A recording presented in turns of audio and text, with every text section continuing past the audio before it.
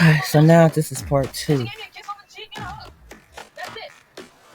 Part two of Untold Indiana. Potawatomi removal, genocide, resistance, and surveillance. And this is important because because this is our history. This is our story. This is important. It needs to be out because who talks about this? Nobody. Not even in the schools. Well, they do, but only to a certain extent. And when I found this, I felt like it was a need to be shared. There's all kind of info in here. But anyway, it says the Potawatomi lived in the land now called the United States for centuries before Europe people settled here. By the 13th century, but likely earlier, the Potawatomi, then the Potawatomi, were living in what is now eastern Canada and the northeastern United States. They were one of a group of Algonquin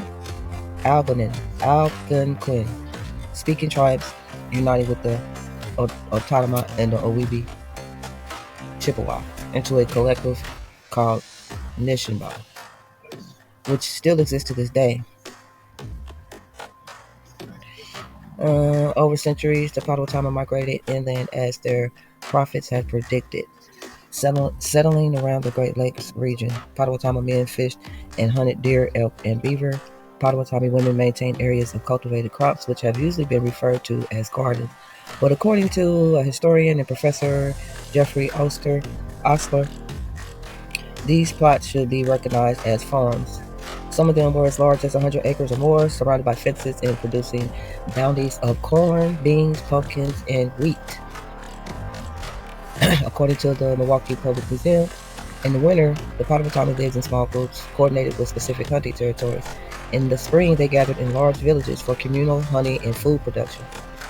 They were required to marry outside of one's community. The Potawatomi people created a network of social bonds through these marriages. Trade also strengthened these relationships between communities. The Potawatomi did not have a chief. They spoke for the entire tribe, but instead, village heads who met in council with the leaders of other Potawatomi communities to make decisions through intricate diplomatic negotiations. Recognizing this decentralized systems of government is important in understanding the duplicitous treaty making explained later in this post. I can't pronounce that word either. After clashes with the Iroquois in the 17th century, the Potawatomi people lived peacefully and for a time enjoyed a mutual beneficial partnership with French trappers in the 18th century. According to John Bursaw, a member of the Citizen Potawatomi Nation and former director of the Citizen Potawatomi Cultural Heritage Center. However, when hundreds of Potawatomi men joined the French to fight in the 7 Years' War starting in 1757, some returned carrying smallpox. The Great Lakes Potawatomi were devastated by the epidemic. They were also impacted by the defeat of the French by the British in 1763, with different indigenous communities supporting the French, the British, and the fledgling United States. After the American Revolutionary War, the new United States government began pushing west, surveying and selling land. The U.S. government worked towards this end through military action, economic pressure, treaty negotiations, and sanctioned genocide in order to make space for the white male settlers to farm the land. White squatters and militias also murdered indigenous peoples for their land.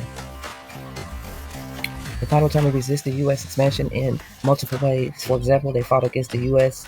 in the Ohio Indian Wars. They joined Tenskwatawa and Tecumseh resistance after 1805 and allied with the British during the War of 1812.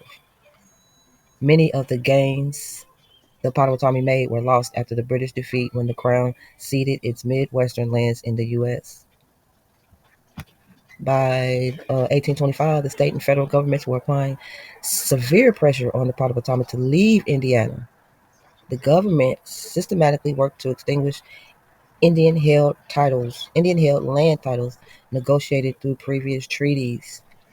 And there was also the threat of violence, both from encroaching white settlers and the U.S. military. And the U.S. military. The state government viewed the Miami lands as blocking the development of the Wabash and Erie Canal, and Potawatomi lands as blocking the creation of Michigan Road. Wow. Indian legislators pushed for removal of both peoples for Michigan Road. Wow. That's crazy. Okay,